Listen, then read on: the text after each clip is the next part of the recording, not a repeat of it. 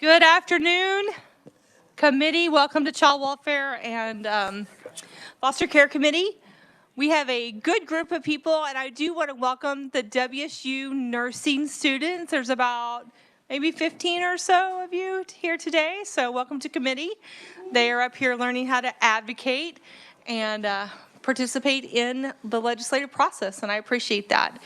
So first on the agenda today, we have minutes that were sent out to you from Monday, March 2nd.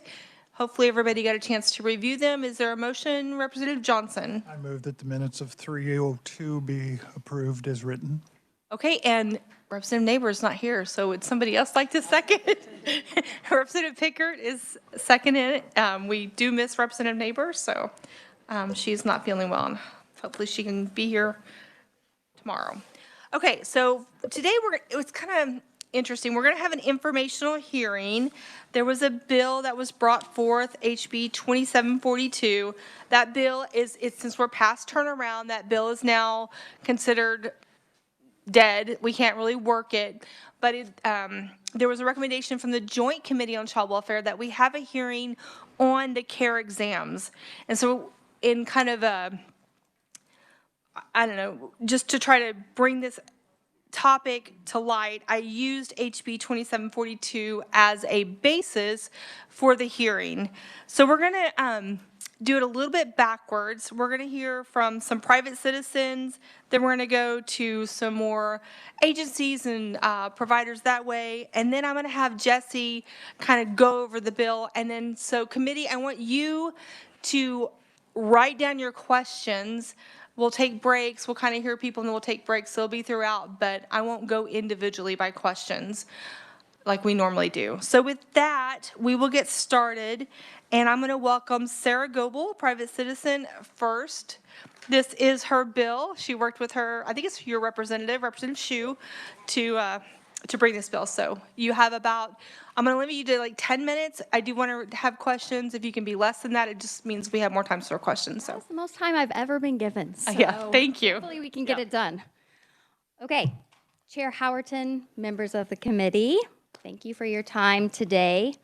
Did you know in 2016, researchers at Johns Hopkins University found that medical error was the third leading cause of death in the United States, killing more than 250,000 people every single year. I imagine that's a bit higher a decade later.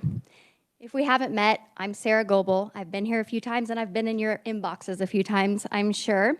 I'm the requesting constituent for this bill, HB 2742, but more importantly, I'm here as a mother whose family was nearly destroyed by the exact process this bill is meant to fix. We ran our son, 2-month-old Finnick, at the time to Children's Mercy Hospital after being seen at St. Luke's and a discussion with his pediatrician. He was struggling to eat, and I'm a fiercely protective mother, so we took him to Children's Mercy, the gold standard, right? We expected help.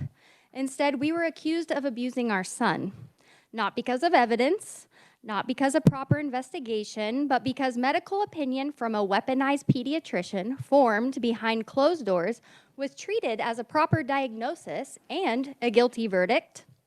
My son and I were held in the hospital for a week against our will, but a DCF investigator had broken proper protocols to achieve the outcome that she wanted. We were never told the doctors were evaluating our son and acting as law enforcement in a forensic role. CMH staff would not complete a proper differential diagnosis for our child, even though we had early opinions that his bones were showing up as weak. Their opinion would later be copied and pasted, never questioned, into a petition for a judge that effectively removed our children from our home. And we were never told that we had a right to an attorney at any time in this process, and we didn't think about that because we weren't guilty and we had nothing to hide. By the time we understood what was happening to us, the judge was telling us in a courtroom that we were losing our children, and we didn't have a single chance to defend ourselves. Here's the most important part. No one had ruled out well-documented medical explanations of fractures in children before accusing us of abuse. No genetic testing was done. A vitamin D panel was not even run on our child before we were accused of abuse. No review of our son's prior healthcare records was completed, and no independent review, aside from the child abuse pediatrician's opinion, was ever completed before our children were taken. Just suspicion dressed up as certainty. That is what this bill addresses and effectively combats. As written, HB 2742 does not weaken child protection in Kansas. It strengthens child protection by demanding something radical: accuracy. This bill says if you're going to accuse a family of harming their child, you must document that you have considered other medical causes before making an accusation as serious as this one. You must tell parents that you are investigating what role you play in the investigation. You must give parents access to the medical opinions being used against them in the form of records, because many of us still don't have our records from Children's Mercy. And you must allow an independent second opinion outside of the accusing hospital that is receiving funding to find abuse before a determination is finalized. This is not an obstruction. This is due process. And the last time I checked, that's supposed to be a right every American has. Right now, in Kansas, a single medical opinion can trigger, and does trigger, removal of children, court involvement, a permanent red flag on records, which we've been talking about in this session a lot, and a lifetime trauma without parents ever seeing the evidence being used against them. That's not child protection. It's a blind trust in medical professionals when we all know now medical misdiagnosis is harming hundreds of thousands of Americans each year.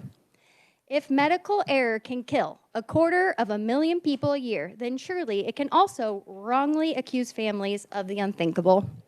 On top of that, national studies show that at least 1 in 3 cases of suspected child abuse reported by medical providers are later determined to be unfounded. Right now, that leaves the substantiation rate hovering right around 30 to 40%, and the majority of families reported are innocent. This bill does not stop reporting, it does not stop emergency care, and it does not punish good faith reporters, even though I do not believe they should have total immunity personally. What it does do is draw a line between suspicion and accusation. This bill says that when suspicion becomes a report and that report becomes a government action, families deserve transparency, medical rigor, and the chance to prove their innocence. Well, I'm gonna get messed up here. Okay, my family did not get that chance. Our children were taken before anyone asked, what else could this be?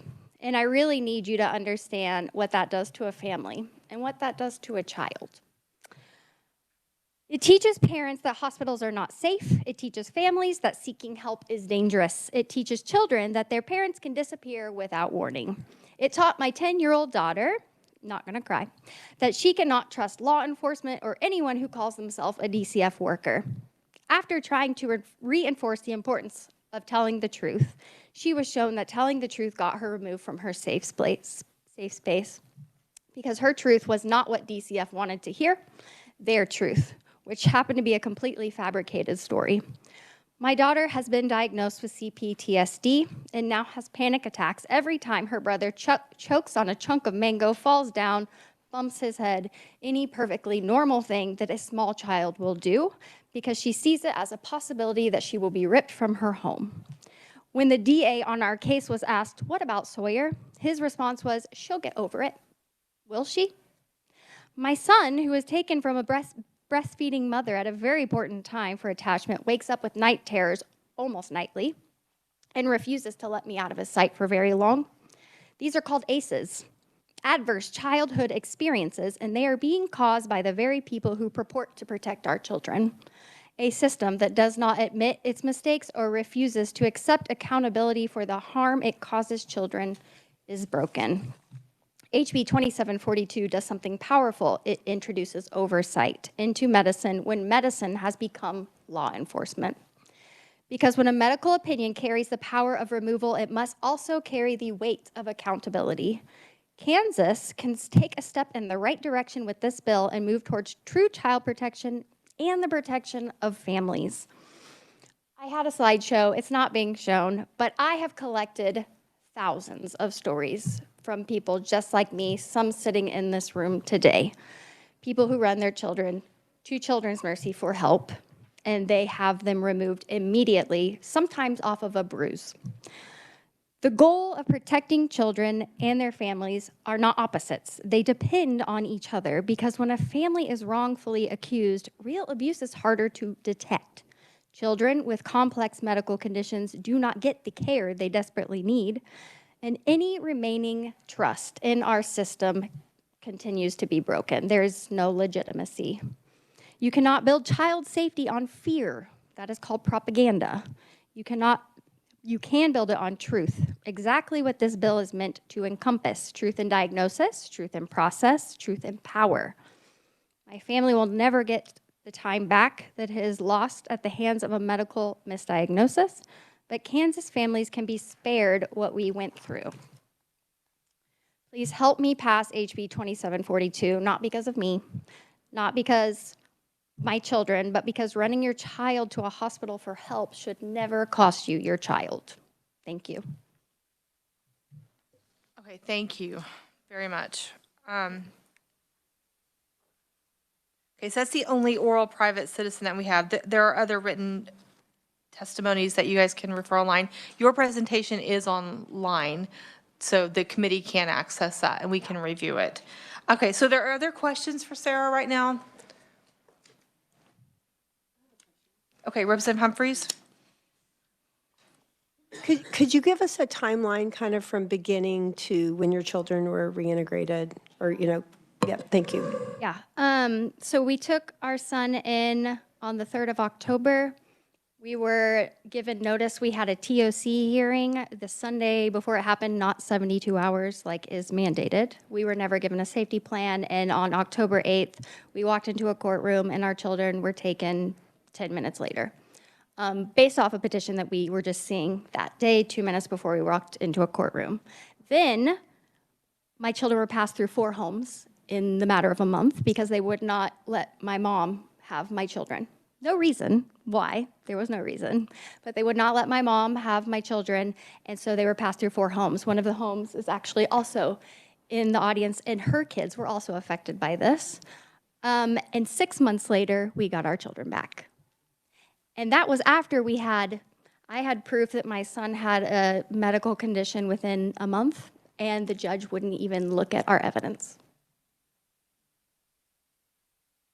Yeah, thank you. Questions, committee? Okay, Representative Brownlee Page, and then Representative Sappington. Thank you, Madam Chair. Were you able to sue them, do anything? You cannot sue a mandated medical reporter, Oh, okay. ever. Representative Sappington? I was Madam Chair, I was pointing to Brownlee Page, but I do have a question. Oh, okay, I'm so sorry. Thank you. I guess I would love to, can you explain to me what brought you into Children's Mercy? I think you touched on this briefly, but can you explain to me? You said your son was 2 months old? 2 months old. Okay. We know now he had a viral infection. Okay. He wasn't swallowing his milk because he had a little viral ulcer in the back of his throat. DCF made up a story that my husband stuck his finger down my son's throat to intentionally cut it. And Children's Mercy misdiagnosed, I think it was like 12 fractures in my That's what son. I wondered about you said That something did about not the- exist. He did have a rib fracture and a wrist fracture that were later determined because he had rickets. Okay, thank you. Yeah. Other questions, committee? Representative Pickert. Thank you, Madam Chair. This is just a statement, just a comment. You went through a terrible time. Yeah, hell. And I'm sorry that happened. Mistakes can be made, and we know that. But I really admire you for just, having the grit to do something positive about this. You're going to make a difference for a lot of people. So thank you very much. That means the world to me. Okay, any other questions? I have a few if the committee's, okay. So today, and I talked to you beforehand, like we're trying to keep this high level, the past, we can't change that, but we can move forward and we can put safeguards in place and we can really examine this program. It is a new program to Kansas. It was voted on in 2022 for those of us that were here. And so in your testimony at Joint Committee, you made some recommendations. Would you like to make some of those recommendations Absolutely. and just kind of go over those? I thought those were Yeah, and Interesting. honestly, I didn't work those earlier recommendations into this bill because we have been talking about some of those being worked into HB 2024, right? But essentially what that is a mandatory second opinion. You know, we had an early second opinion over the computer and Children's Mercy wouldn't even look at it. They kind of laughed at me when I said, hey, I have someone saying that my son has weak bones. So a mandatory second opinion from an outside, not accusing hospital, I think should be an absolute mandatory before kids are taken. I do think also that CARE should pay for that. If they're going to pay for people to find abuse, they should also add incentives to not find abuse, to weigh out abuse. I think one of the things I recommended was taking away some of the mandated reporter immunity. That's not being offered in this bill. It was something I put up earlier. And also, I don't even know if I have those notes on the top of my head, what else I put in there, because it hasn't been a focus. Oh, records, the records, yes. I mentioned while I was talking, one of the hardest things for parents to do when going through this process is get the medical records from Children's Mercy to get a second medical opinion. There are actually parents in this room right now, their son had pyloric stenosis 3 years ago. They've been unsubstantiated, they have their kids back. They just got a letter from Children's Mercy saying they will not release their records because their child was abused. And we've proven that their child was absolutely not abused and they still will not release records.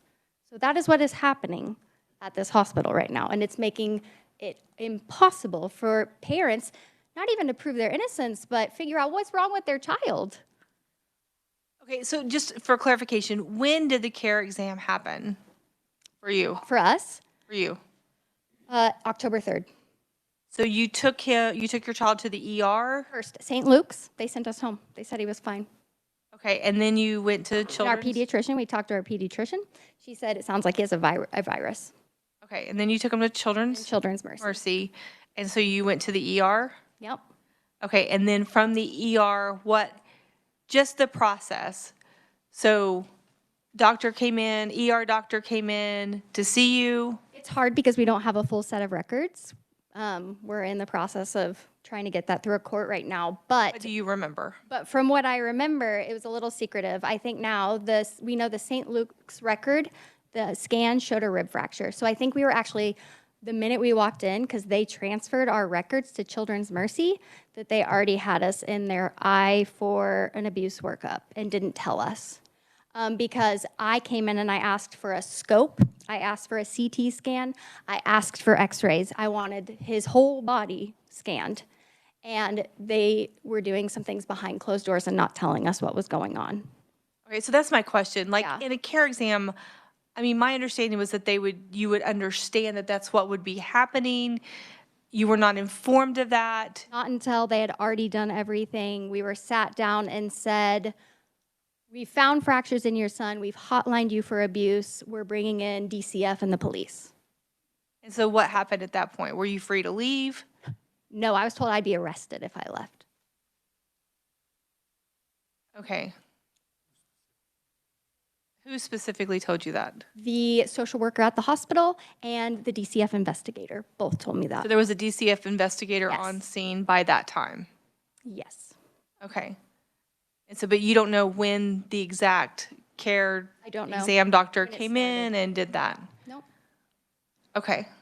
Any other questions, committee? Representative Humphries. When we passed the CARE Act, or whatever it was called, I seem to remember that, because this was a concern, but I seem to remember that they had to have like parental consent of some sort. Well, they told me, I guess that's the gray area. There's always gray area. They said, we found fractures in your son. We've had to hotline you for abuse. We're bringing in DCF and the cops. I mean, is that okay? We're going to admit your son. And of course, at that point, I believe them. I absolutely bring them in. I thought our nanny had been hurting our son. So I was like, yes, what do you want? I will sit down. I will work with you. Let's figure this out. I had no idea that he didn't have all these injuries. And so, okay, I mean, I understand you don't have the record, so it's fuzzy for you, but and so then he ended up spending the night and staying at the We were hospital. there for a week. And you never left? I mean, you were there until the October 8th date? Yeah, they kicked my husband out after day 2 because they were clearly going after him for the abuser. And they let me stay because I was breastfeeding. And they let me know that. That was the only reason I was there. Thank you. Thank you, Madam Chair. So there's no form that you signed, no, That's where DCF protocol was broken.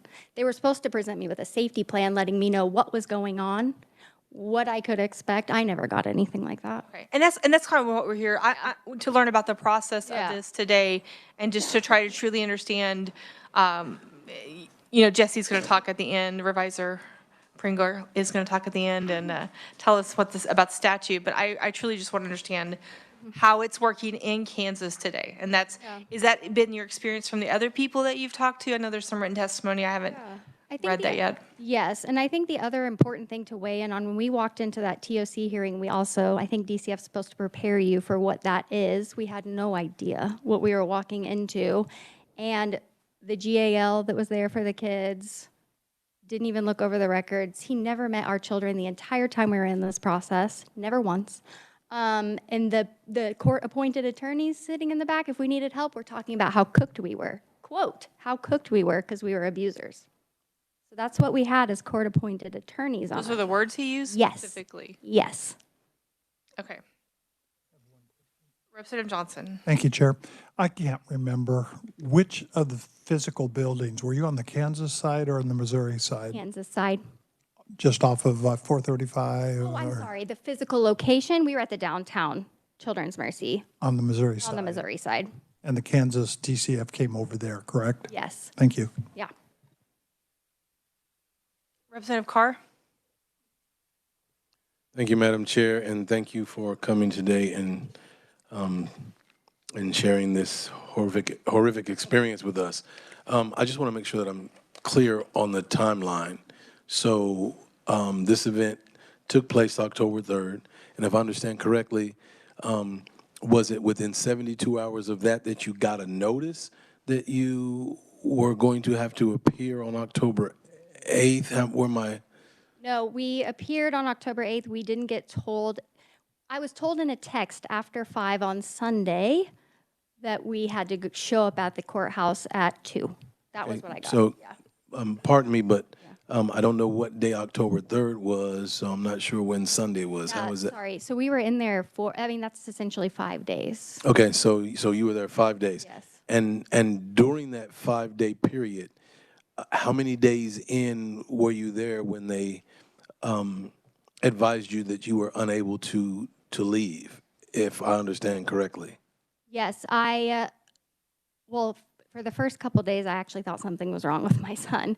And so on the 4th day, not the 4th day, sorry, within 72 hours, I believe, from memory, again, don't have the records, but they told us he was medically discharged. So then I started asking, can we leave?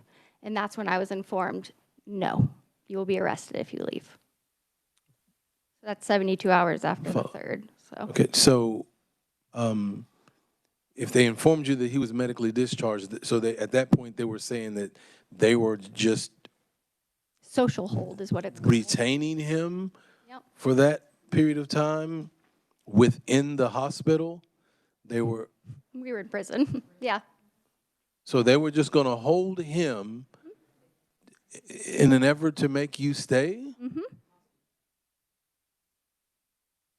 Okay, we'll keep the comments down in the audience, please. Okay. Thank you very much, and thank you, Madam Chair. I'd also, if I can add, because that timeline question reminded me, I didn't say this, but we got our kids back technically. We were reintegrated after 6 months, but DCF refused to release custody until a full year was up, even though we were fully, everything was dropped, but they held custody for a year. Sorry, one more follow-up. Go ahead. So at that time, at the 6-month point, when you were reunited with your other children, I'm assuming that's what this is, right? Both of my children. Okay, so you did not have custody of any children for that 6-month period. No, and my daughter was old enough to say that she'd never been abused. Thank you very much. Thank you, Madam Chair. Okay, we're going to end that. We're going to move on. So thank you very much Thank you. for answering the questions and just giving us your experience. Okay, so next we're going to move on to oral testimony from Deputy Secretary Tanya Keys with DCF. She's going to give us kind of an overview of the program, and I think that's right, and just kind of how it works and what she has in place. And I think she probably has a slideshow. No slideshow. Okay, so sorry. You always have a slideshow. Thank you. Good afternoon, Chair and committee. I do usually have a slideshow today. I just have regular testimony that you should have in front of you. It does have a few diagrams, so maybe that can help you not miss a slideshow so much. But I know afternoons are tough for long slideshows, so thank you so much. Again, my name is Tanya Keys. I'm in the role of Deputy Secretary with the Department for Children and Families. Thanks for an opportunity to provide information on the role of DCF as it relates to care referrals. You've heard a little bit about, and I know you'll hear more later from Jesse on the law, but the care referrals went into effect statewide in May of 2023. There was a period of time before that when our Kansas City metropolitan area, some of those counties were making referrals, so there was what we called sort of a pilot. So if, some of the timeframes don't match up, it's because the whole state didn't really start until May. So there was that sort of on-ramp time to practice it a little bit. The purpose of the care referral is to really connect children and families with a network of medical professionals to receive recommendations regarding medical treatment that a child may need. And you'll hear later, it's defined in KSA, a lot of the definitions around care exam, medical resource centers, et cetera, in 382202. So that's where it fundamentally resides. DCF has two primary responsibilities as it relates to a care referral. One is we along with law enforcement, if they'd like to, but today I'm going to speak to DCF. DCF makes a referral to the medical resource center. So when you think about who's involved, a report starts with our protection report center. That report, if it meets all the requirements, it's assigned to a child protection specialist in a local office.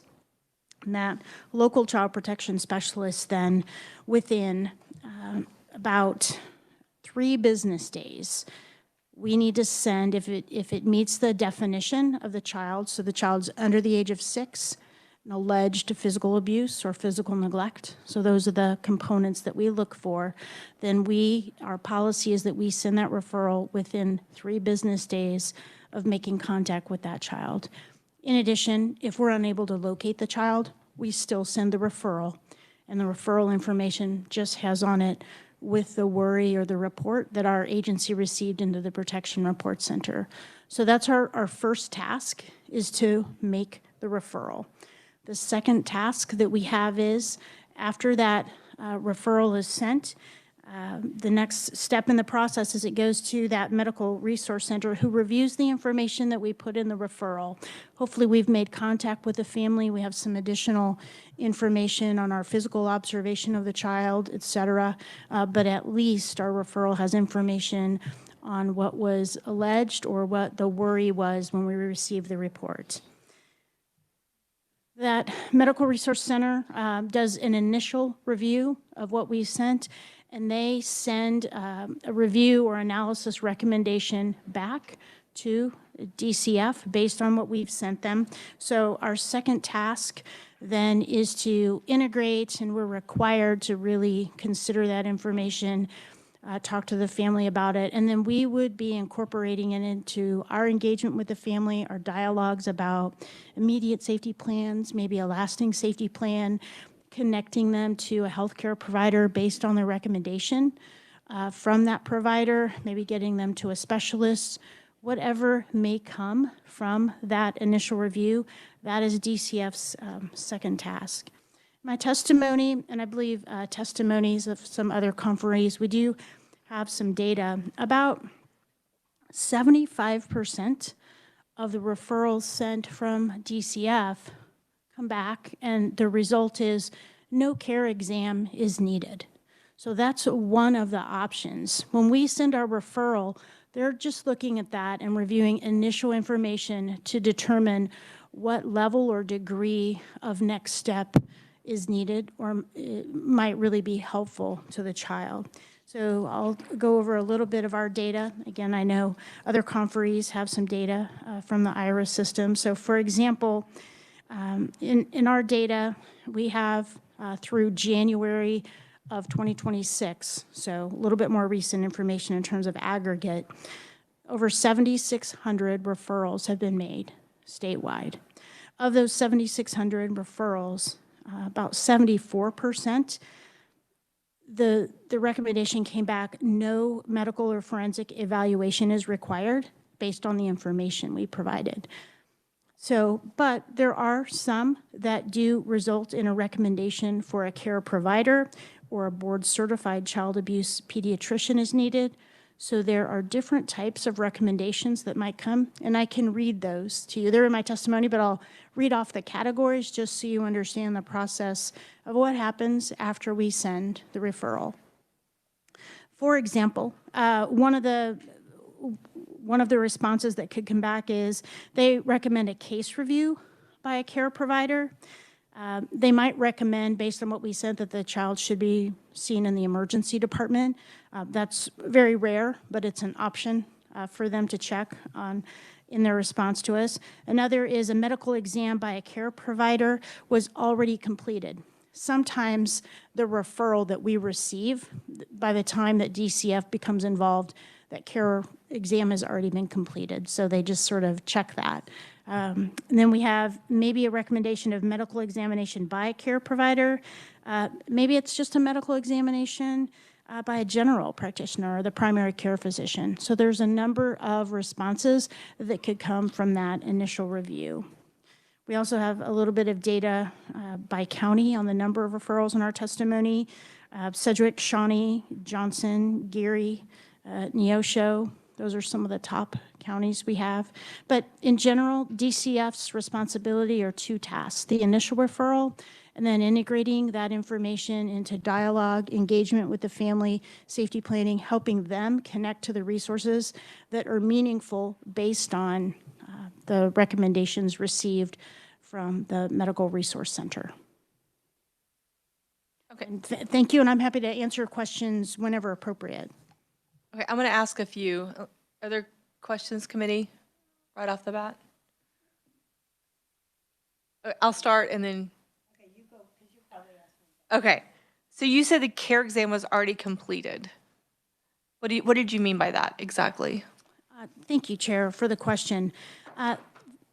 In the referral that we sent, like page 1 is our referral, page 2 comes back and we get a response from that Medical Resource Center reviewer. One of their options they can check is a care exam was already completed. In other words, they don't need to recommend a care exam happened because it was completed. Perhaps it was completed and that's what prompted a report, or in any way that happened, the care exam happened before DCF became involved. So they just want DCF to know, thank you, we reviewed it, but the care exam has already happened, just with the timing of it. That's all that means. So it's a way for them to tell us one's already been completed. Okay. And then, so 3 days for a referral, is there if it's a hotline call and it's an emergency from a hospital, does that expedite it at all? Or is that the process? Yes, it could. It's within 3 business days, and that's our policy. That's not within a current law. So a hotline call from a doctor or a hospital, does that give preference and immediate action from your team? Is there a I think. hierarchy for that? Thank you for the question. If I may, Chair, I think a more recent development is the change in the law last July where DCF is responding. When we receive a report from law enforcement, we are to respond within 24 hours of that law enforcement report.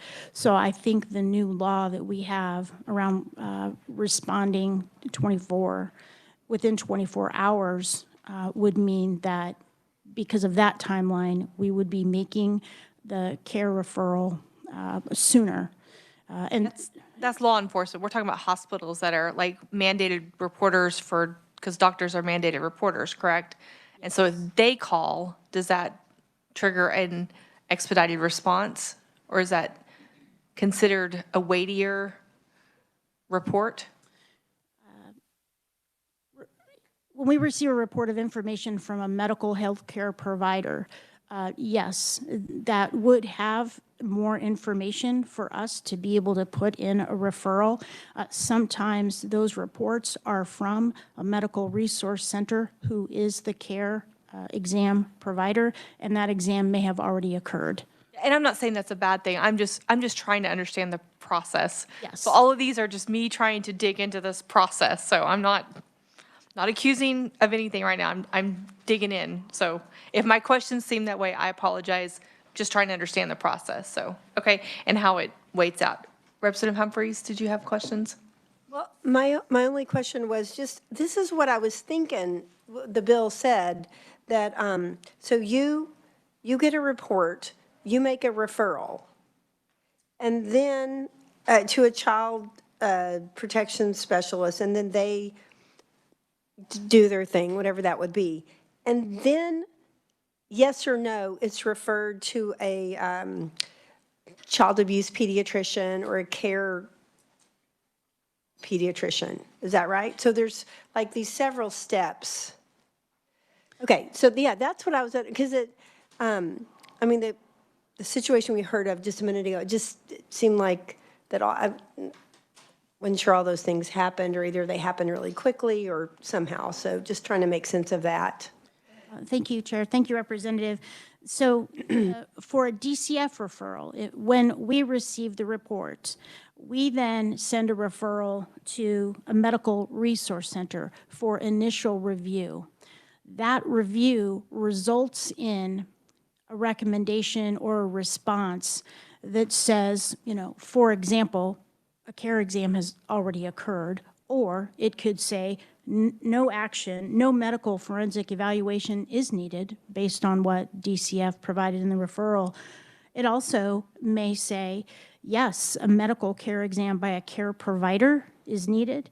There's also an option to say that a medical examination by a board-certified child abuse pediatrician is needed. So we send to the center and wait for information from their initial review on the best next step.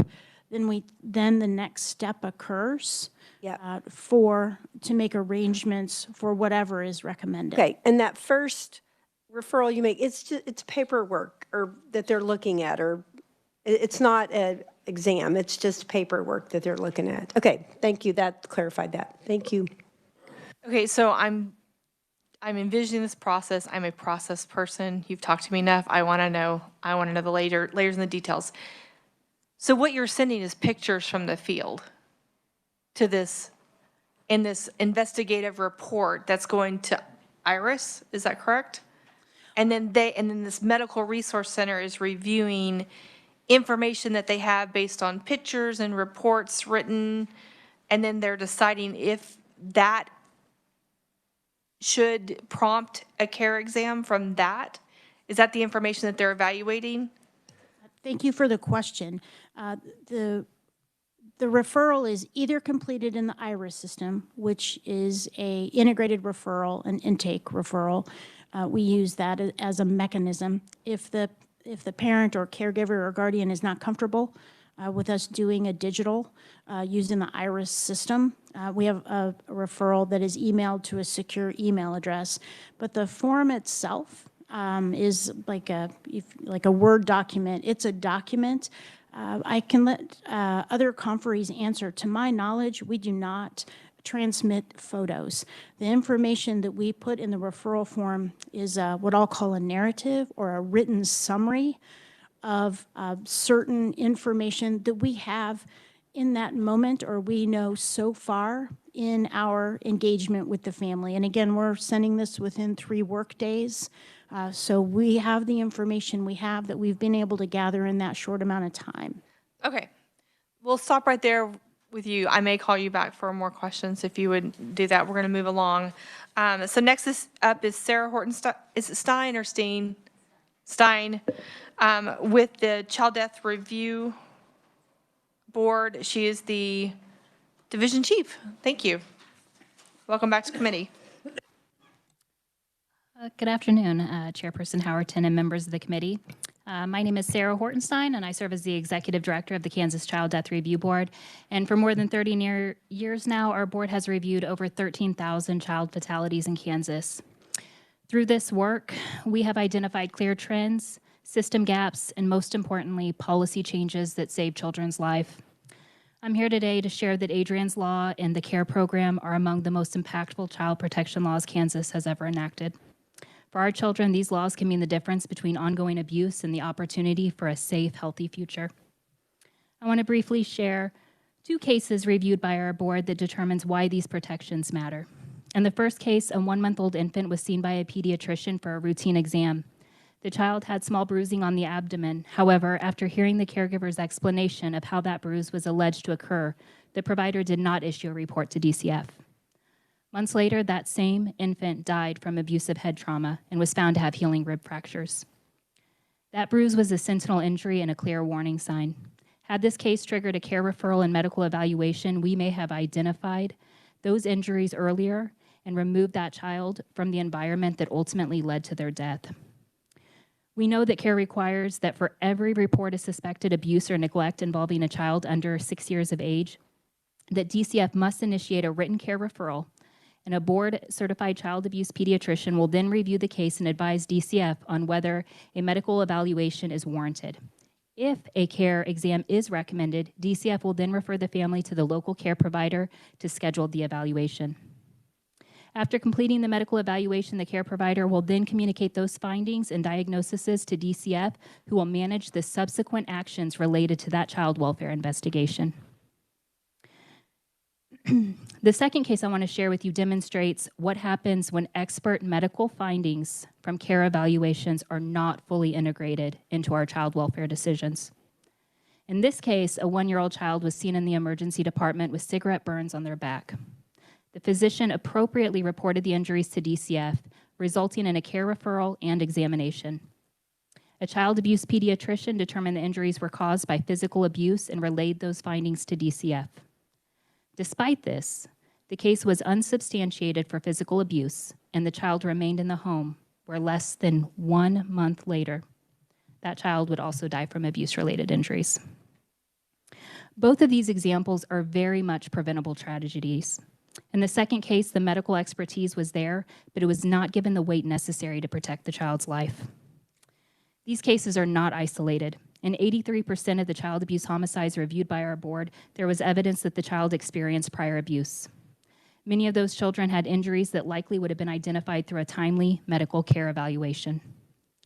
Kansas has responded by building a strong statewide care network. Today, we have many special trained medical providers in the network, ensuring children across the state have access to consistent, evidence-based medical evaluations close to their home.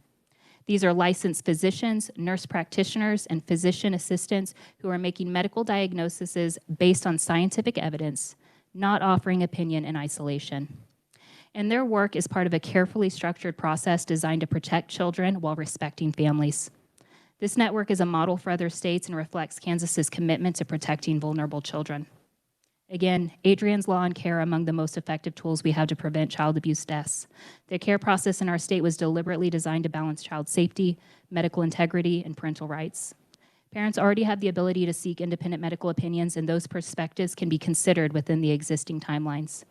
Provisions that add duplicative procedural requirements or delay child welfare determinations risk creating confusion within a system that is currently structured to act quickly when children may be unsafe. The State Child Death Review Board and I are confident that our care processes save lives, and it is our shared responsibility to ensure these protective measures are preserved, respected, and fully utilized to keep Kansas children safe. Thank you. Thank you. And Sarah, if you'll stand for questions for a second, is that okay? And just want to thank you. You see the worst of the worst. And I do appreciate you coming here. And it's good to have that balanced perspective, right? From, you know, presumption of innocence and to the worst of the worst case. And so we had this extreme, I don't know, one or the other. So you mentioned that every child under 6 has a care exam. Is that what you said? No, I'm sorry if I misunderstood. I just wanted to clarify. Yeah. I apologize. Madam No, you're Chair. good. If a DCF receives allegation of abuse or neglect and the child is under the age of 6, that prompts that referral that Ms. Keys was talking about, where they would then send that narrative to that network for further. So it's an automatic part of That's the something that the process. bill would say, yes. The bill says that. Okay. Representative Sappington?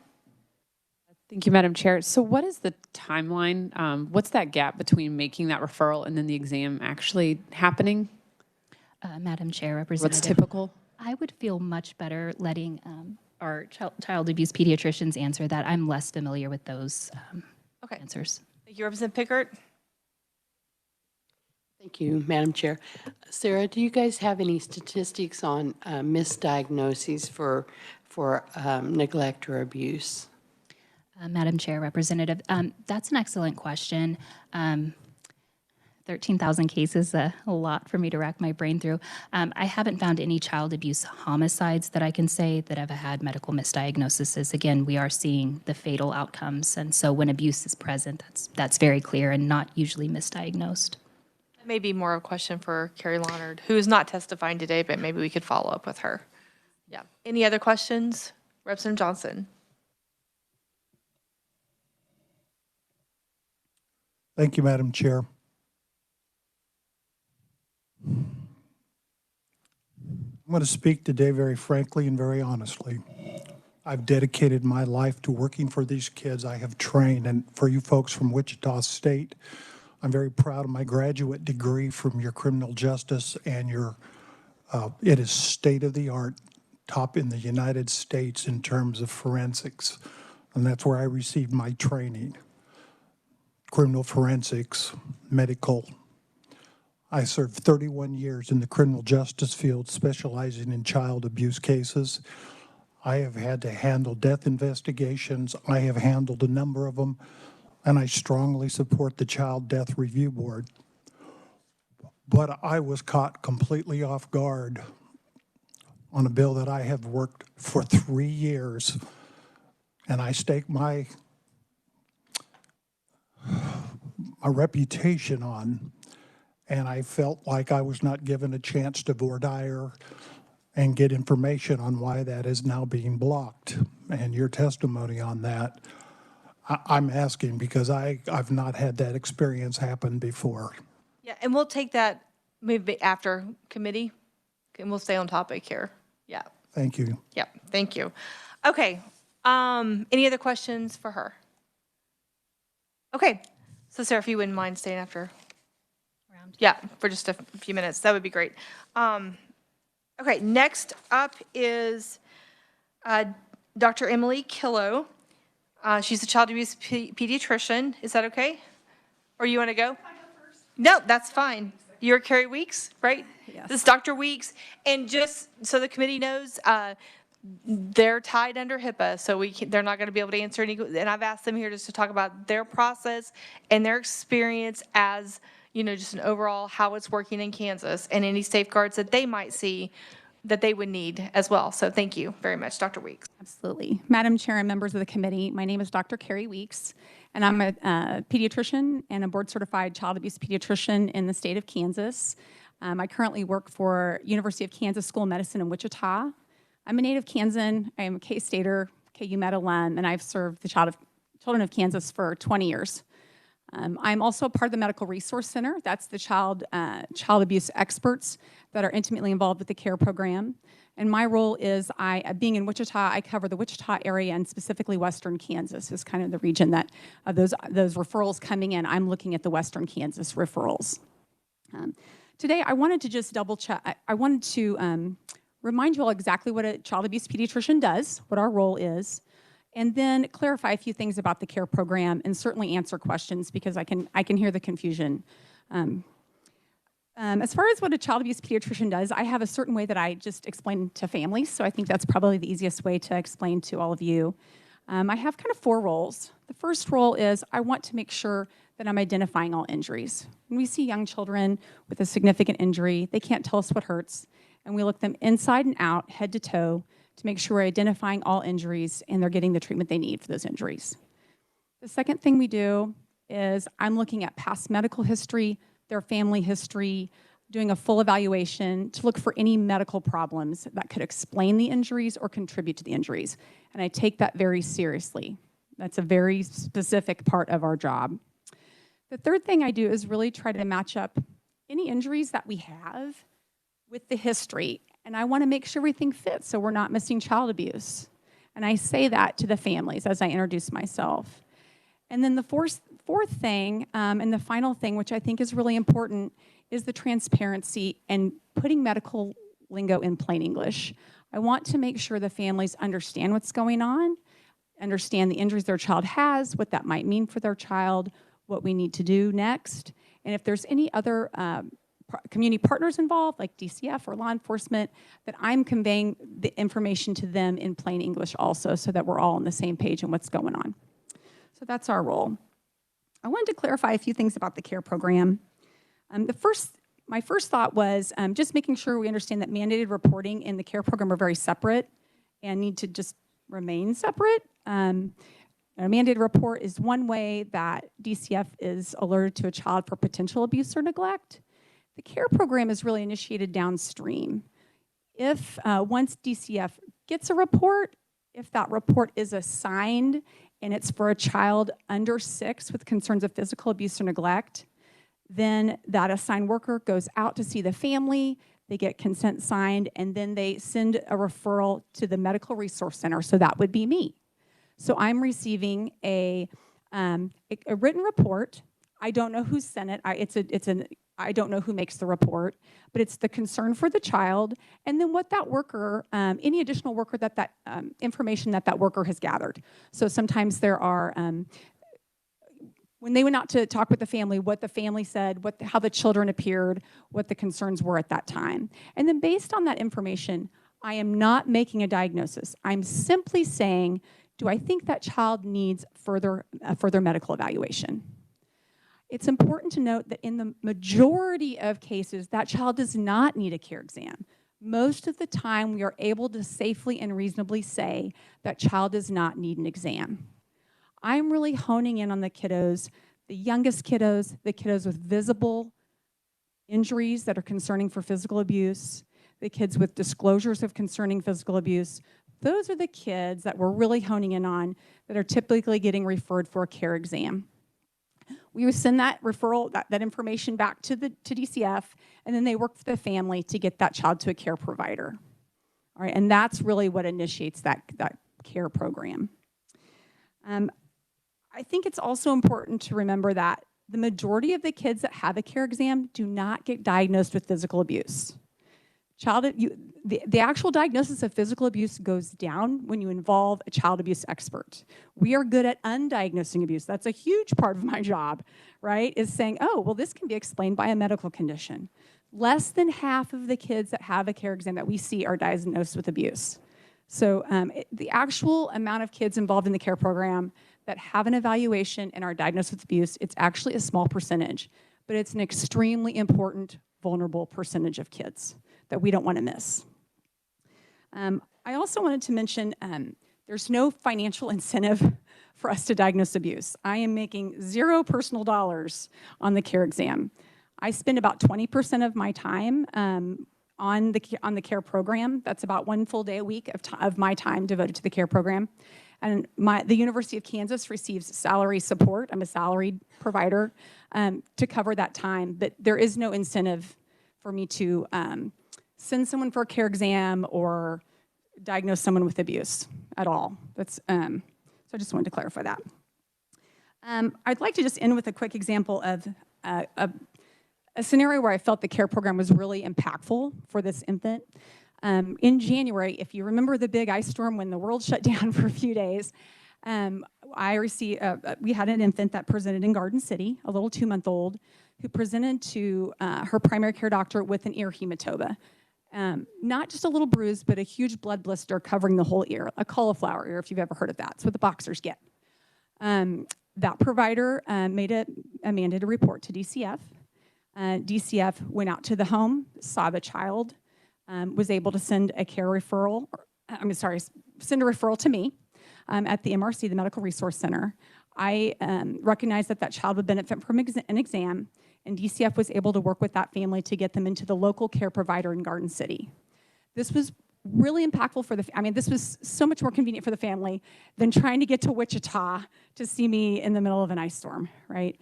And it just so happened the care provider was in the same primary care office that the child already went to. So for this family, it meant a lot that they could be seen locally by an expert. Our expert, Dr. Sahar in Garden City, who's excellent, was able to manage this child in Garden City, was able to get the full medical workup there, actually ended up admitting that child in Garden City, and identified other serious injuries, including a brain bleed. She was able to keep that child safely in Garden City, communicate back with DCF for a safety plan, and when the storm let up, she was able to transfer for that child to Wesley for neurosurgical evaluation. So I feel like everything went really well with that case, and it really highlighted the goals of the care program. We want to get trained experts into the areas, the rural areas of the state. We want to support those providers and let those kids be seen locally. And with that, I'll open up for questions. Okay, great. And can you just speak a little bit about the process? Like, you're a mandated reporter. How does that work? And what process goes through? Do you get a referral? When do you get the referral, the timeline? I think that's what we're going to ask. So if you could just tell us that. So the process, the first step in the process is a referral comes into DCF.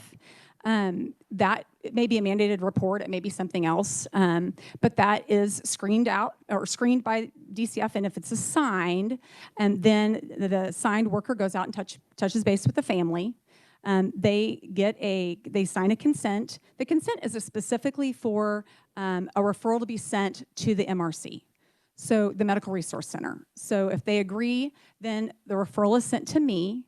I review that, and I try to do the best I can to decide whether this child would benefit from a medical exam.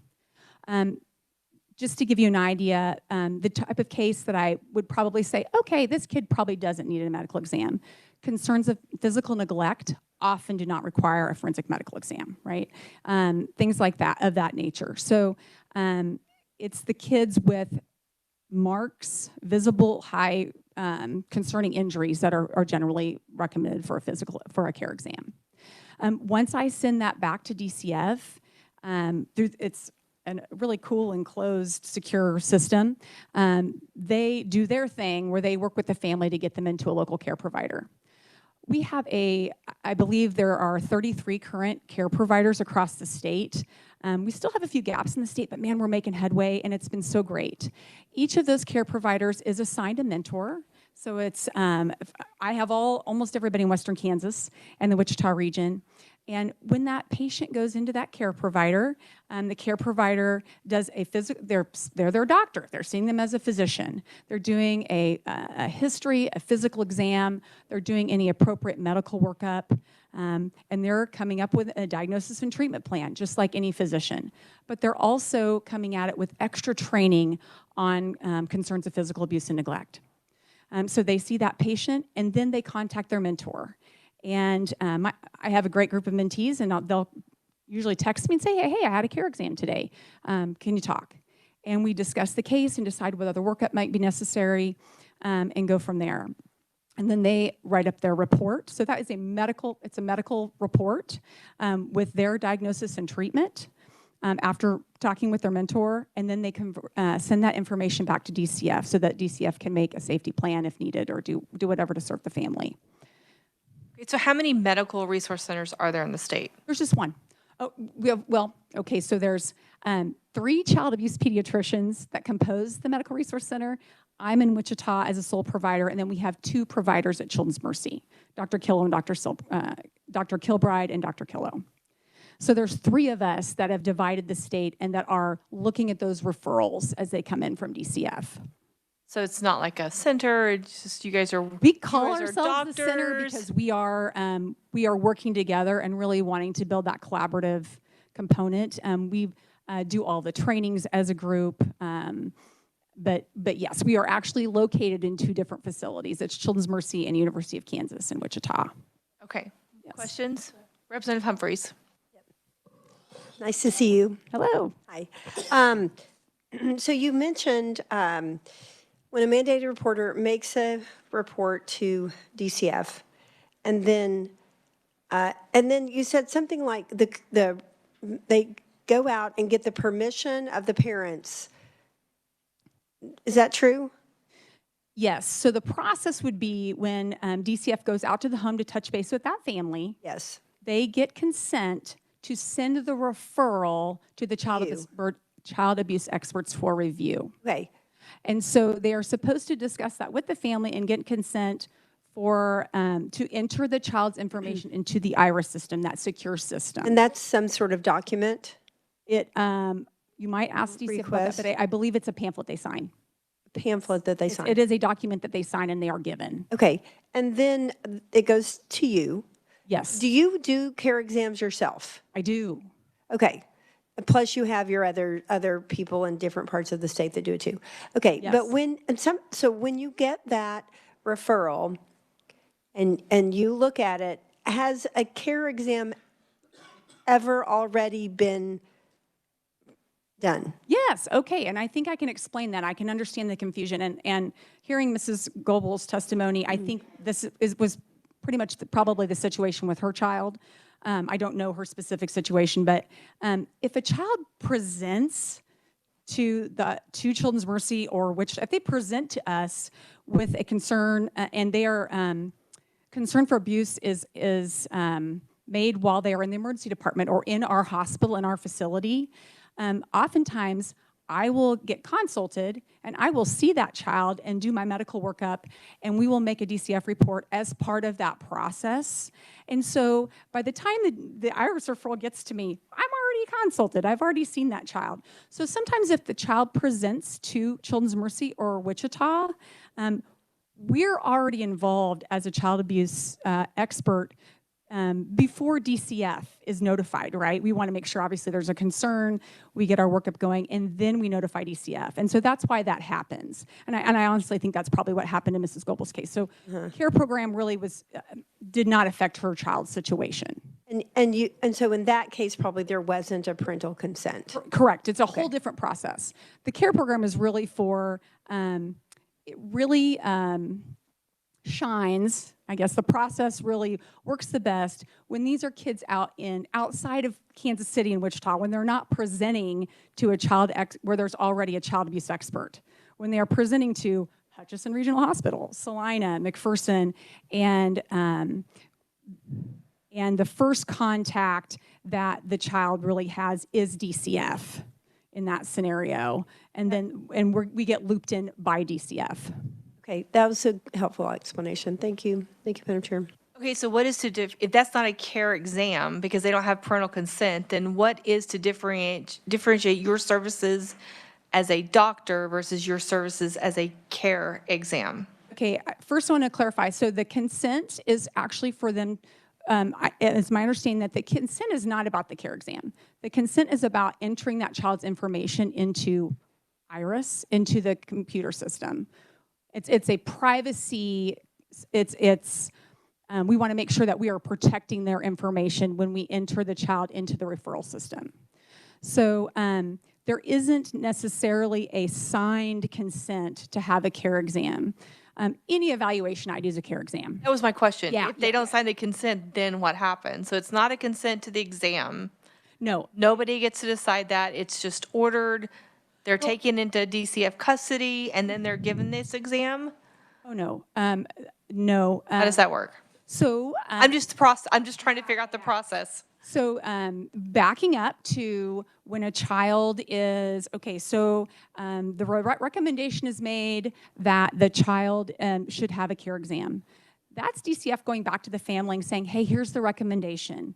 Are you willing to do this? Here's the menu of providers in your area. Would you be willing to take your child in?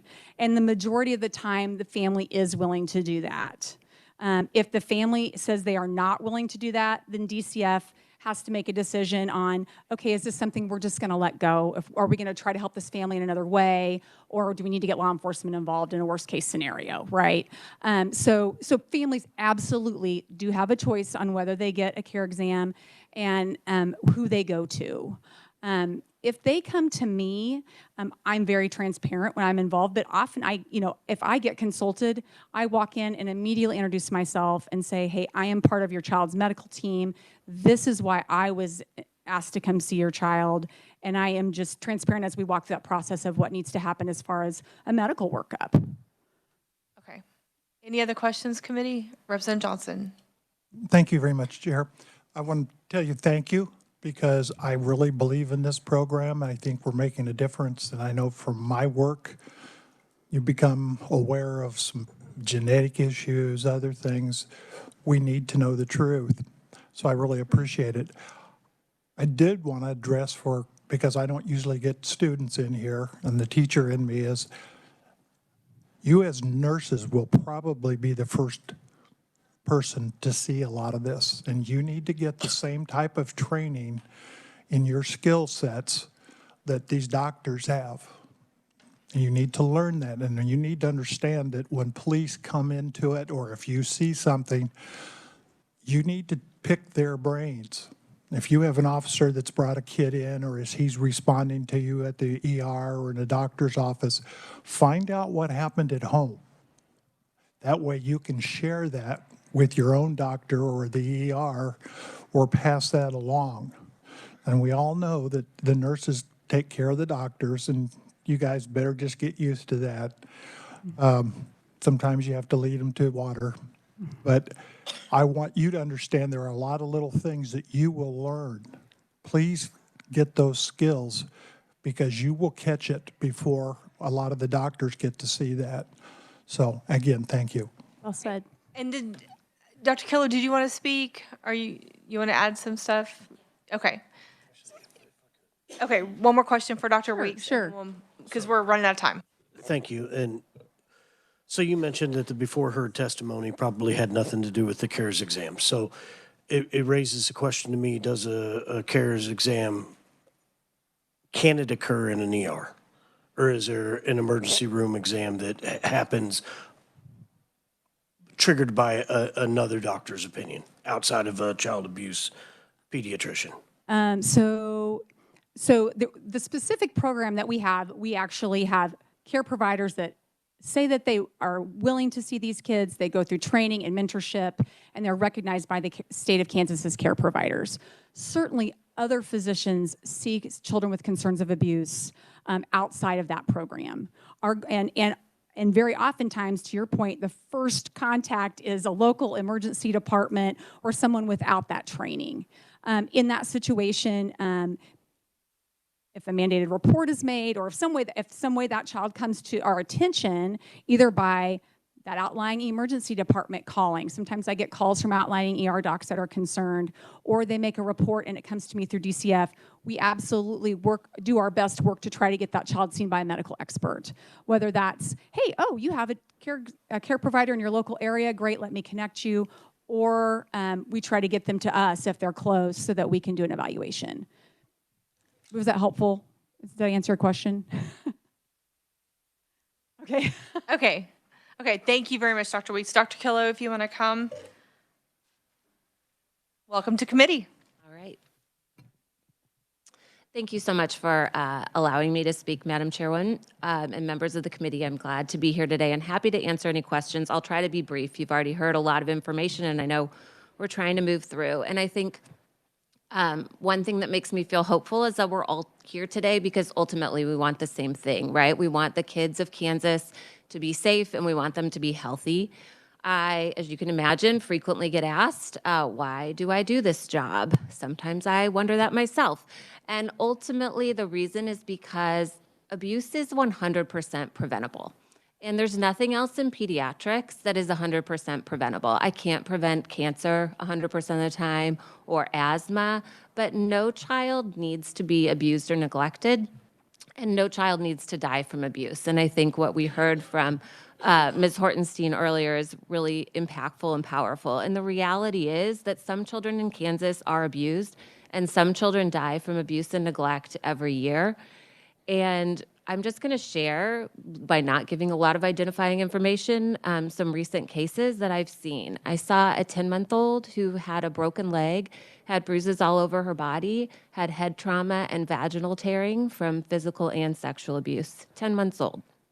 I saw a 3-year-old who was starved, beaten to death, and came to the hospital and his brain herniated out his spine because he had so much brain swelling, and he'd been tortured for months before we saw him.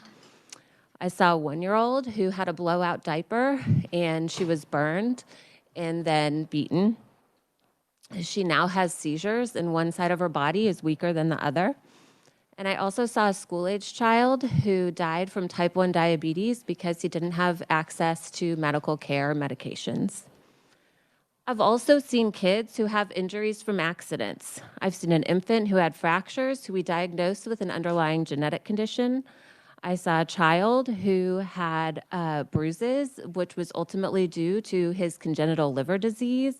I've seen children who have developmental disabilities and autism who have bruising and skin injury from self-harming behaviors. So working through all of these things is a complex diagnostic and cognitive process that none of us take lightly, and we rely on years and years of medical training and experience. The other thing I think it's important to remember is part of the reason this program was recommended and developed is because DCF specialists have different training and experience. And DCF specialists can't look at medical information and injuries and make those determinations in a vacuum without input from medical providers. And we want to make sure DCF is getting accurate and evidence-based medical information. And as Dr. Weeks said, child abuse pediatricians, there have been multiple studies that we are actually less likely to diagnose abuse than a doctor in an emergency room who's seeing a child and doesn't have that additional education and training. We looked at our data for children that we saw in my group, and of all the cases of physical abuse that we saw over 1 year, we diagnosed abuse less than 50% of the time. And these are children who are referred to us because someone else has to have a concern. I don't walk around choosing kids to see. For me to see a child, someone else has to be concerned about that kid. And I think it's really important to separate mandated reporting from the CARE program. They are not the same thing at all. And so intermixing them is really confusing, and it's difficult to talk about, but they are completely separate issues. And I hear the need for greater understanding. I agree with transparency in this process. As Dr. Weeks said, I think transparency is really important. It's really important that people understand the medical information about their child, because I agree, when that doesn't happen, it can lead to lots of confusion and issues downstream. And I agree, no one disagrees with transparency, and I don't disagree with second opinions either. So I would say, there's a lot of common ground, and we only have a few minutes, and I hope we can start a conversation about those things, because we need a lot more discussion to make sure that we have a good understanding of what transparency would look like, what second opinions could look like, in a way that is fiscally responsible, as well as evidence-based, and still keeps kids safe. Last thing, really quickly, Carrie already touched on this, but mandated reporting and CARE exams are not the same thing. So when DCF is sending those CARE referrals, a report has already been made. And it could be from a parent, a grandparent, a school, a nurse, whatever. We don't know who made the report when we see that referral from DCF because it's anonymous. So I don't know who made the report on these kids. We get some of the information from the report, but again, when care providers are seeing these kids, they're not the reporter. Someone else has reported the concern, and we're trying to make sure DCF has accurate medical information as they're making their plan moving forward. So that's why I'm trying to kind of explain like different processes. The other thing is that when a care provider or a child abuse pediatrician makes a diagnosis of abuse or not abuse, again, I heard earlier today a lot of concerns with the process after that. So in court, with DCF, all of those things. Also, the care program also is not involved with those steps in that we make a report, but what happens after that, most of the time I don't know. So DCF can request medical records, so that written report is different from the mandated report. It's a medical report with my medical opinion. It's not a legal determination. And I would say the vast majority of the time, I don't know what happens after I make that diagnosis. Those next steps are not up to me. Those are up to DCF, law enforcement, sync court, a judge, not me. And there is no rule or anything in place to prevent someone from getting a second opinion. I refer kids all the time to other medical specialists, hematologists, pediatric geneticists, pediatric neurologists. And so, again, I think that's important to recognize. And I'll just end by saying this is not easy work. I do believe the care program is helping kids in rural areas of Kansas get evidence-based medical care in their own communities, and is helping DCF have accurate medical information when they're making their decisions. And again, most children who we receive the written referrals on don't need to have care evaluations. So thank you for your time today. Happy to answer any questions or just be done.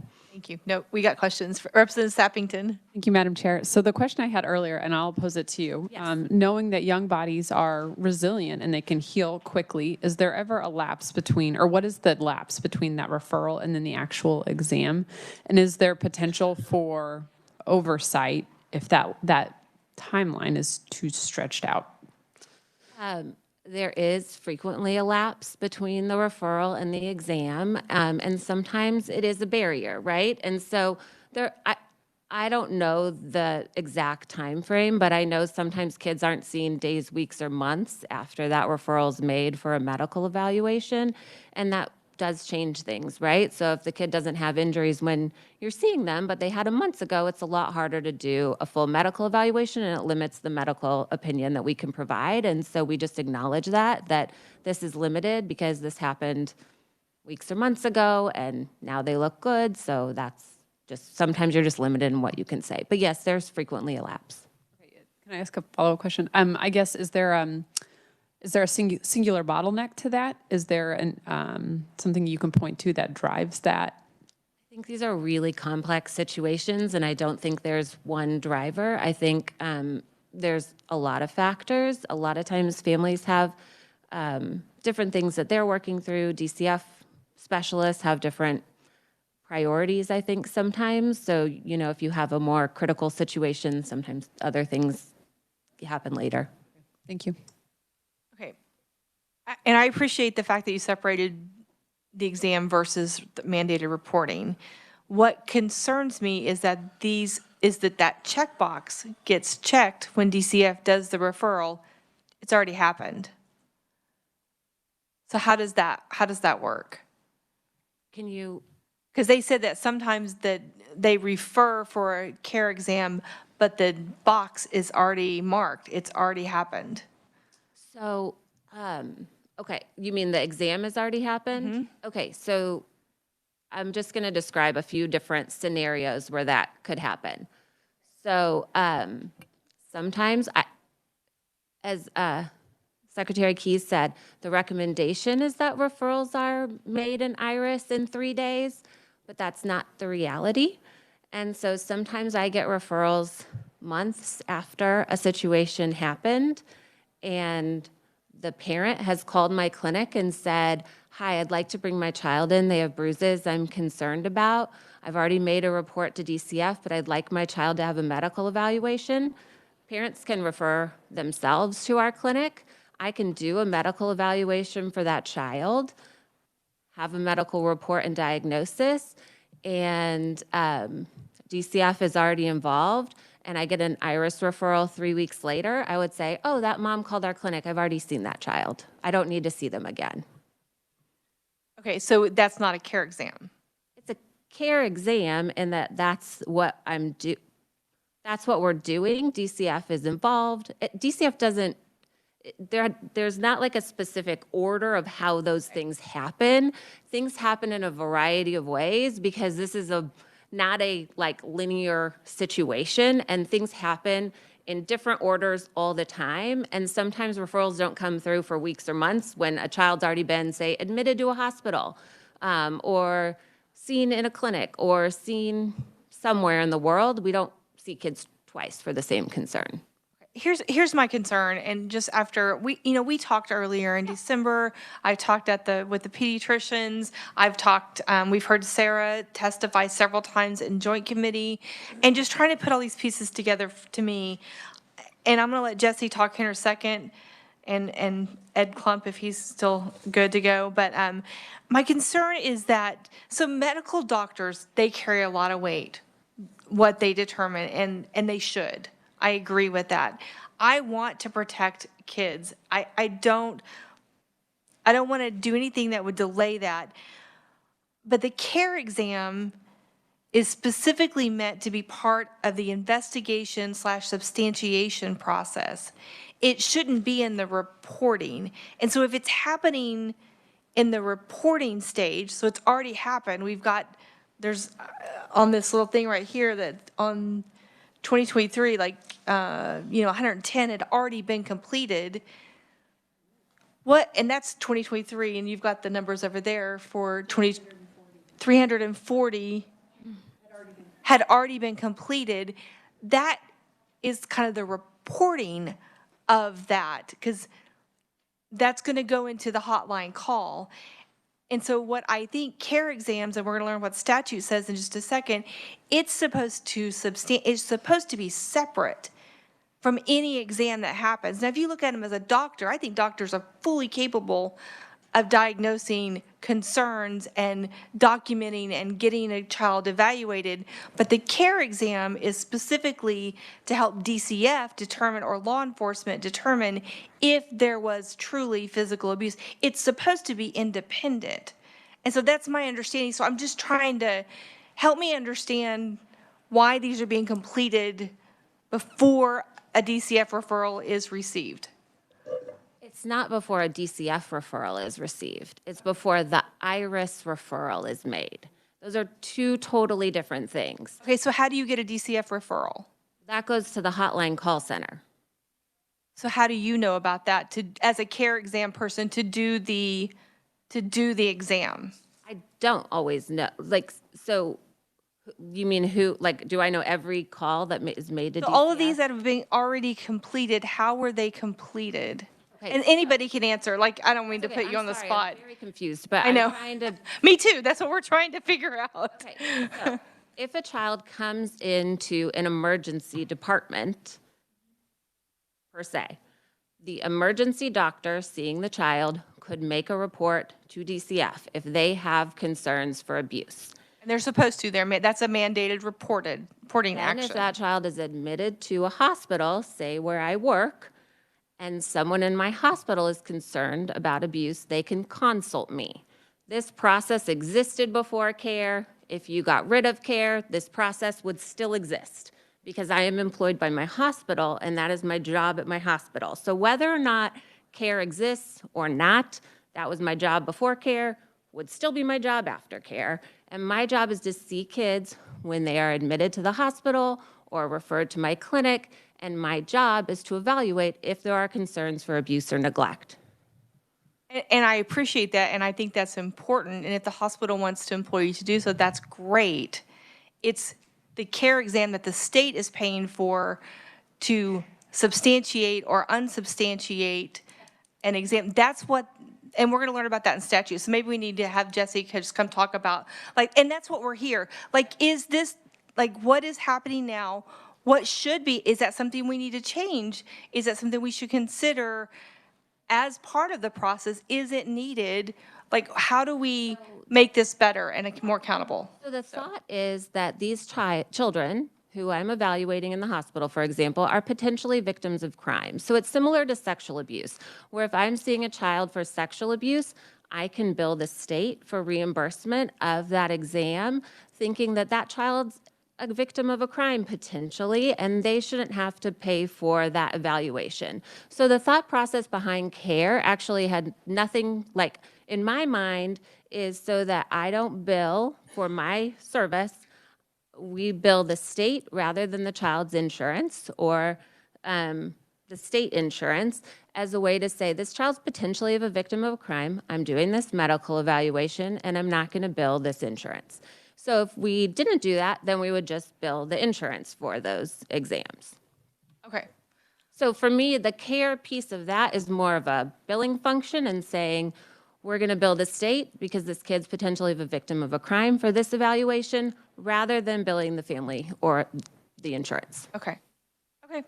Well, we're going to move on. Thank you very much. I'm not trying to. That's okay. Trying to accuse, like, I'm not. I'm just really trying to understand what and we're going to learn what our statute says. I wanted to have the testimony first of how it's operating, and then I wanted to hear the statute after that, just to put everything into perspective, and then we'll weigh it out. And there's stuff we need to, I think there is some things we need to work on and we can do better, and to make this program stronger. I'm not trying to destroy the program. I think it's needed. I think we must have it, but we want to have the strongest program possible, working in the best and most efficient way.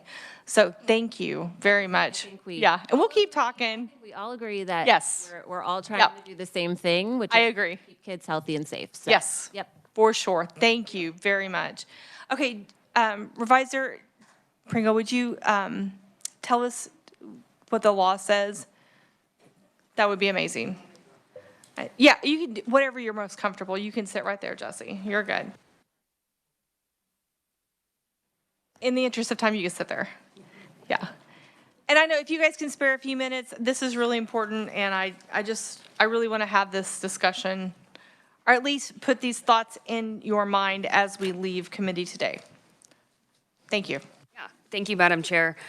So Jesse with the Revisor of Statutes Office. What I am passing out to the committee is a brief memo on the legislative history as it relates to the changes in KSA 38-2202, 2226, and 2226A that were passed in the conference committee report of House Bill 2024 back in 2023. So you can, under the legislative history on the first and second page, you can review that.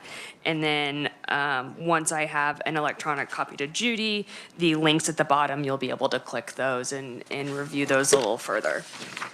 So when it comes to what current law says about the child abuse review and evaluation program, we can first visit the definitions. So KSA 38-2202 provides a few different terms that are to be used. So the first one is Child Abuse Medical Resource Center. It's a medical institution affiliated with an accredited children's hospital or a recognized institution of higher ed that has accredited medical school program with board-certified child abuse pediatricians who provide training, support, mentoring, and peer review to care providers on care exams. A care exam, or a child abuse review and evaluation exam, is a forensic medical evaluation of a child that has been alleged to be a victim of abuse or neglect, and that is to be conducted by a care provider. A care provider is a person who is licensed to practice medicine and surgery, advanced practice registered nurse, or licensed physician assistant who performs those care exams and provides a medical diagnosis and treatment to a child who has been alleged to be a victim of abuse or neglect. And in order to be that provider, this person must receive Kansas-based initial intensive training regarding child maltreatment from the Care Network, continuous trainings on child maltreatment from the Care Network, and then also peer review and new provider mentoring regarding medical evaluations from the Child Abuse Medical Resource Center. and that makes reference to the CARE network, which is different from the center. The CARE network is a network of care providers, child abuse medical resource centers, and any medical provider associated with a CAC, a child advocacy center, that has the ability to conduct a care exam, that collaborate to improve services provided to a child alleged to be a victim of abuse or neglect. So those are the terms when you think about the center, the network, the exam, the provider, and all those requirements are found there. So what begins the process is found in KSA 3822-26. This is the existing statute that talks about investigations of report of abuse or neglect. It talks about just generally the secretary accepting those reports, when a joint investigation is to be conducted, coordination of investigations with a county or district attorney, investigations that may occur in facilities licensed by KDHE, and cooperations among those agencies in those investigations. The part that specifically relates to the program we're speaking about today is found in subsection I, the Child Abuse Review and Evaluation Referrals. And so this language says, upon investigation by a law enforcement agency or assignment by the secretary of any investigation of physical abuse or physical neglect conducted pursuant to this section that concerns a child 5 years of age or younger, the secretary or investigating law enforcement agency or their designee shall make a care referral for that child. And then 2 is that when there's any other investigation of a child that includes physical abuse, emotional abuse, medical neglect, or physical neglect conducted pursuant to this section, the secretary or law enforcement agency or the agency's designee may make a care referral for that child. So you can see that includes more instances when it talks about emotional abuse and medical neglect, and then that one also does not talk about the age. And that's when a care referral may be made by the secretary or an investigating law enforcement. The next statute then describes specifically the Child Abuse Review and Evaluation Program. This is KSA 3822-26A. The statutory language says that when an investigation of child abuse or neglect pursuant to the previous statute we just quoted from includes a care referral, so that referral has been made pursuant to 3822-26I, the care provider the referral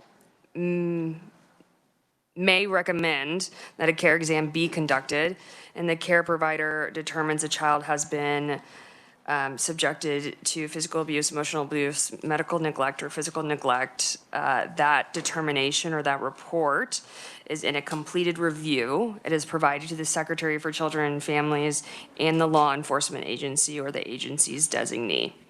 When the secretary receives a completed review from that, the secretary shall consider and include the completed review in making recommendations regarding the care, safety, and placement of that child, and maintain the completed review in the case record. The confidentiality when it comes to this completed review in the case records is subject to existing confidentiality, which is found in 382209 through 2213.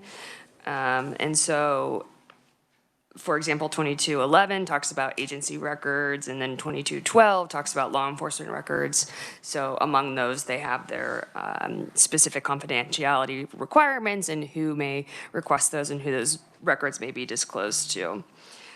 In subsection B, it talks about forensics evaluation services to be provided to a child who has been alleged to be a victim of physical abuse, emotional abuse, medical neglect, or physical neglect.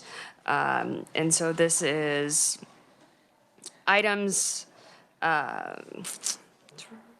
this is to allow centers and providers resources. So child abuse medical resources may collaborate directly or through technology. It allows them to provide those forensics and medical evaluations, medical training, support, mentoring, and peer review to enhance the skill and role of the centers and the providers as required by those definitions. Also, care providers and child abuse medical resource centers shall provide and receive specialized training on these. It's to be conducted in hospitals, a child advocacy center, or a private healthcare professional.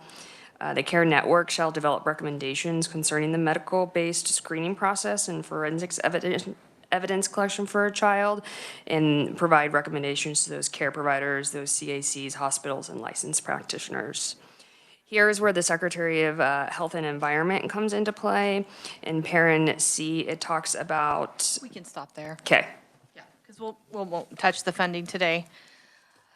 So that is kind of how it's supposed to work according to statute. So it's something for you guys all to consider.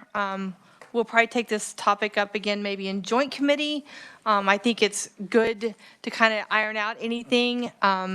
Email me any, or the committee, I guess we could maybe figure that out. If there are safeguards or things that maybe you identified today or that we could talk about, maybe we'll take some referrals on Monday. I think that would be good. Let's take the weekend and kind of think about it, and then we'll have a committee discussion on Monday. We'll put that on the agenda, Judy, and just kind of go over some thoughts that we have today and just kind of process through that. So with that, I want to thank everybody for being here today. I know it was a very hard topic. It's something that our committee has to deal with in balancing parental rights, family rights, with safety and well-being and care of a child. And it's something that is very difficult, and we don't always get it right in that because we are concerned, and it's hard, but I think everybody's heart is in the right place here, and just trying to do the best we can for Kansas kids. So with that, I'm gonna remind you to do lunch. We're having lunch on Monday, so you should have an invitation in your email. Be sure to respond to that. Yeah, Ed, are you good, or do you want to come on Monday? I'm so sorry we ran out of time. Yeah, if you're available on Monday, that would be great. I did not mean to leave you out. Okay, I appreciate it. Okay, good. Okay, yep. Anything else for the good of the committee? Okay, with that, we are adjourned.